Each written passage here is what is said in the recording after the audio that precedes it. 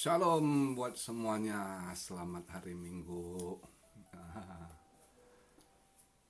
Video hari ini saya buat ngompet mau ngomentari ada temen eh, 2 hari lalu ya kalau nggak salah ada temen ngirim lewat WA, terus dia kasih lihat videonya Pak Tony Daud yang di situ menyatakan krisis 2020 sampai 2023 baru ada titik terang, ya kan.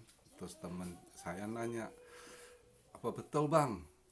Terus saya bilang, nah itulah lo, ini buat kalian juga lah yang baru subscribe ataupun yang baru nonton video saya 1 2 video 3 4 video yang kalian nggak tahu, nggak ngikutin.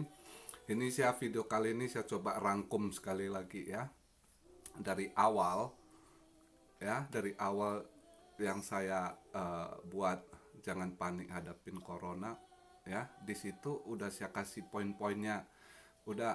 Nah terus saya jawab temen saya bilang ya kamu lihat aja di video saya yang judulnya eh, krisis dan bencana sudah di depan mata. Saya bilang, nah kamu lihat di menit 7 sekian jalan ke menit 8 di situ kamu dengar apa yang saya ngomong, saya bilang.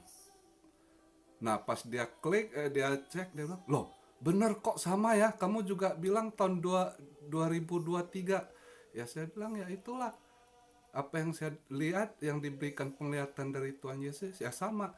Cuma kalau Pak Tony Dodd dia sudah hampir 30 tahun yang lalu Tuhan Yesus udah beritahukan dia, ya kan, banyak yang dia udah tahu.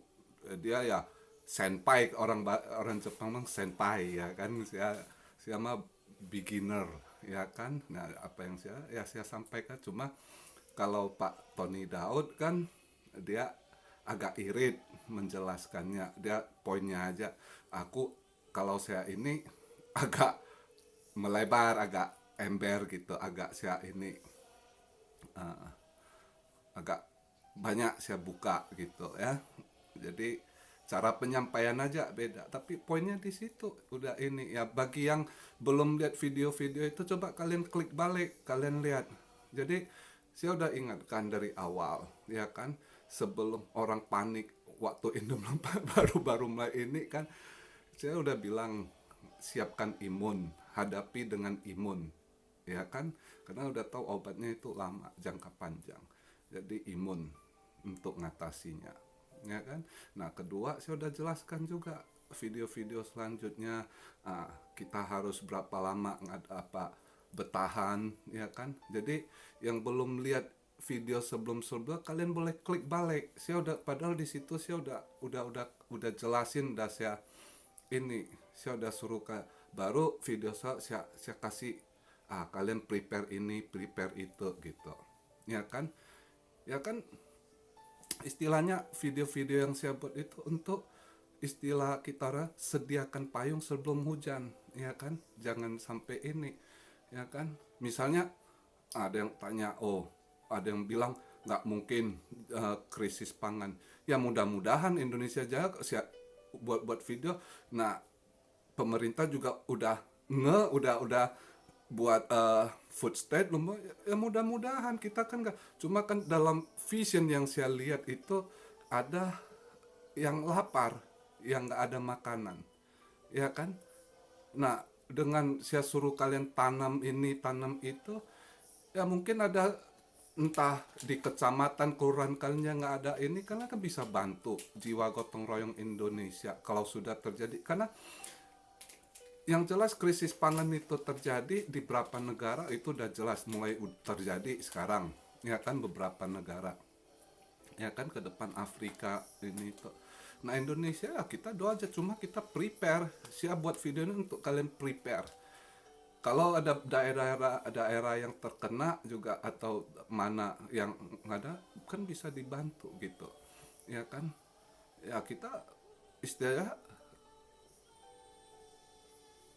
udah siapkan dulu. Nah negara-negara yang nggak tahu begitu, ya kan, lalai, kalau pas kesesakan datang, nah modar, nah gitu, ya kan. Nah kalau kita udah prepare gitu, ya mudah-mudahan nggak terjadi krisis pangannya dengan saya berikan message-message apa yang saya tahu, ya kan? Poinnya kan di situ. Ya mudah-mudahan jangan terjadi, ya kan? Untuk Indonesia, tapi udah pasti negara, karena saya pernah cerita, saya kadang Tuhan kasih lihat itu global gitu. Ah, secara global, jadi saya sampaikan ada yang secara general, ada yang poin-poin Indonesia kemari gitu, ya kan? Jadi saya nggak jelaskan oh semua ini itu ya tergantung, saya juga ada jelaskan misal saya ada berapa teman di Cina saya kasih tahu hati-hati, ya kan, ada tulah kejadian yang tulah karena harus terjadi misalnya gini, saya ngomong sedikit yang untuk Cina. Saya udah hampir setengah tahun lah, bulan-bulan Januari kalau nggak salah saya ngomong sama temen saya bilang hati-hati ada kejadian gini gini gini karena ini udah tua, karena uh, ada yang harus dibersihkan gitu, ya kan. Uh, juga Tuhan mau membangkitkan umat-umat Kristiannya yang ditekan, karena mungkin di sini kalian banyak yang nggak tahu. Mungkin kalau kalian di Indo lihat berita, Muslim Uighur ditekan habis sama uh, pemerintah Cina, PKC kan, Partai Komunis Cina ini itu. Padahal sebenarnya di Cina umat Kristen itu udah underground, ditekan habis, gereja-gereja dihancurin, ya kan. Belakangan 7-8 tahun ini ya, itu gereja-gereja ditekan habis, salib dihancurin. Itu dalam gereja saya diganti fotonya si Cimping sama Mao Zedong, disuruh nyembah, itu kan kurang ajar itu. Tuhan itu mau merubah itu. Jadi jeritan-jeritan umat Kristen yang underground, yang pressure, yang tidak diliput media, bahkan ada yang ditangkap, bahkan ada misionaris dari gereja kita juga, orang Korea yang misionaris ke Cina juga dikejar pernah 2 tahun lalu saya tahu, jadi target juga. uh, jadi jeritan-jeritan hamba-hamba Tuhan yang underground itu Tuhan menjawab mereka gitu. Nah sekarang lah harus dibersihkan, termasuk terutama provinsi Hubei. Wuhan itu ada di provinsi Hubei. Provinsi Hubei itu banyak aparat-aparatnya, entah dia punya istilahnya camatnya, dia punya wali kotanya. Itu kebangetan, banyak sekali dia tutup-tutup gereja, salib diturunkan, diganti sama fotonya si Jinping sama Mao Zedong, sudah kan kurang. Nah itu yang Tuhan harus robah. Dia punya Firaun itu Tuhan mau dongkel gitu, ya kan.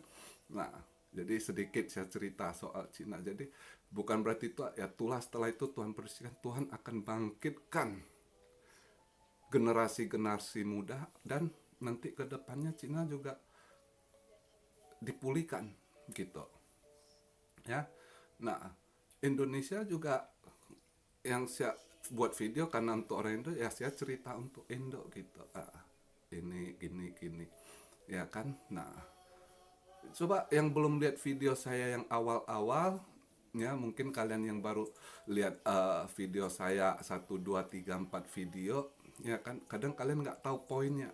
Kalau yang sudah dari awal ngikutin, mereka udah tahu apa yang mau saya sampaikan, alurnya itu, ya. Dan saya nggak ada kepentingan lain apa yang saya sampaikan, karena dengan keadaan situasi, ya kan.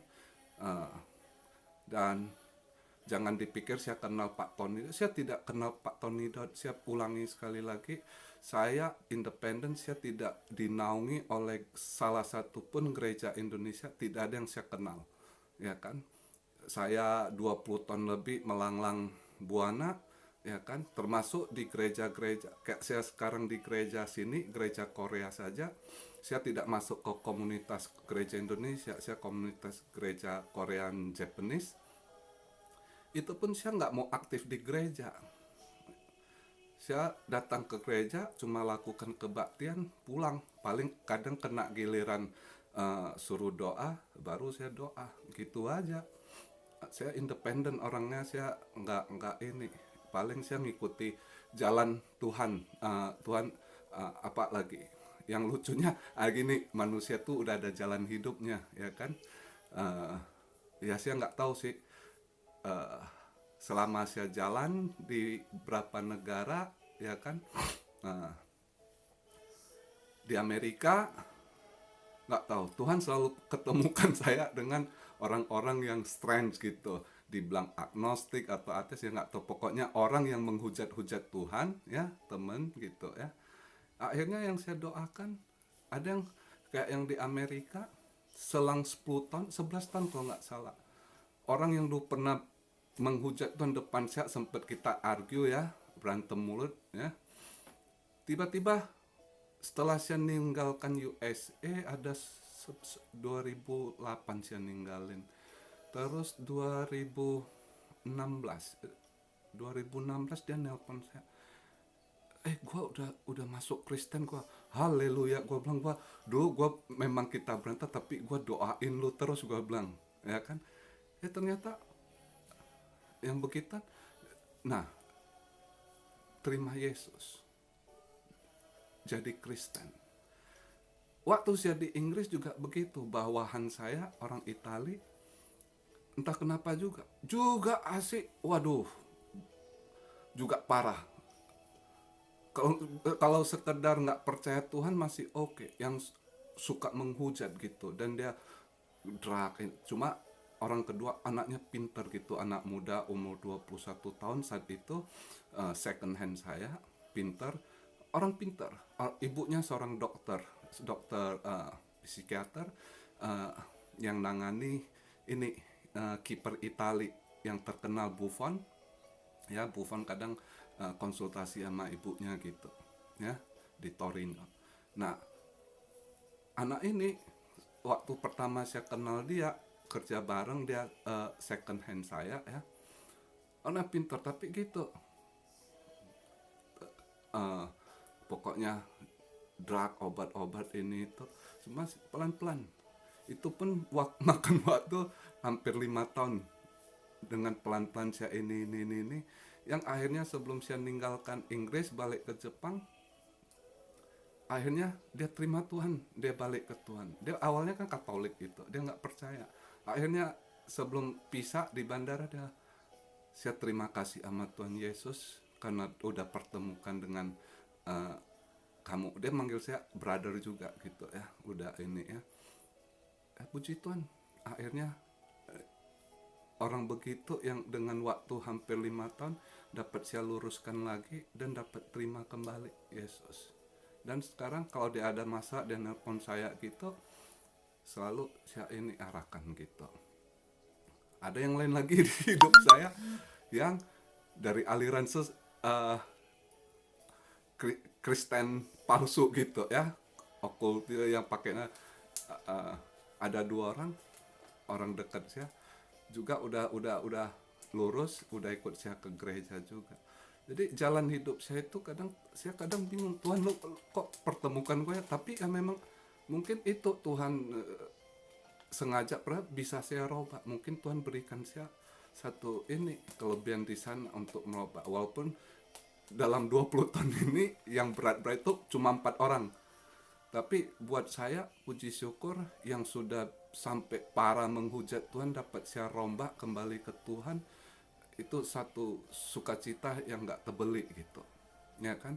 Nah, jadi dengan keadaan begini pun, saya kali ini dengan kondisi saya coba menguatkan saudara-saudara, teman-teman yang di Indo ini untuk kembali ke Tuhan, untuk menguatkan kalian untuk menghadapi itu. Karena apapun ya, memang ini masa akan masuk, kita memasuki masa kesesakan, tapi percayalah Tuhan menjaga kita, dan habis gelap terbitlah terang, nanti ada masa terangnya itu.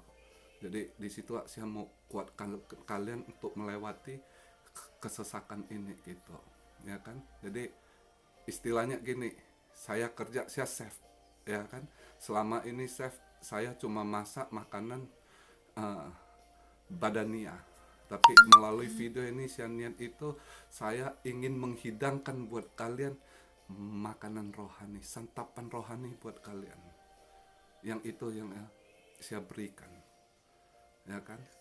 Lewat berapa video yang sudah saya buat ini adalah saya Chef Rio ini memberikan kalian makanan rohani untuk menguatkan kalian di mana kalian yang haus, yang kalian dalam kesesakan, dalam ketakutan, saya berikan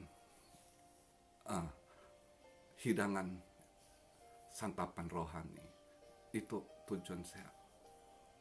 Ya, itu aja niat saya buat video. Berkali-kali saya ngomong. Jadi nggak ada niat apapun daripada itu. Cuma menguatkan iman-iman saudara-saudara yang seiman di Indonesia, ya kan? Nah, bagi yang belum lihat video bisa kalian, maka saya sering buat video tuh jangan di skip, tonton habis supaya kalian dapat poinnya gitu, ya kan? Kalian tahu alurnya. Saya ini. Jadi untung gua pikir untung juga kali ini gua 3 bulan lebih yang lalu saya udah upload videonya, ya kan. Kalau saya kalau misalnya Pak Tony Daud duluan ini, ntar dibilang saya nyontek Pak Tony Daud lagi. Waduh, bahaya, ya kan.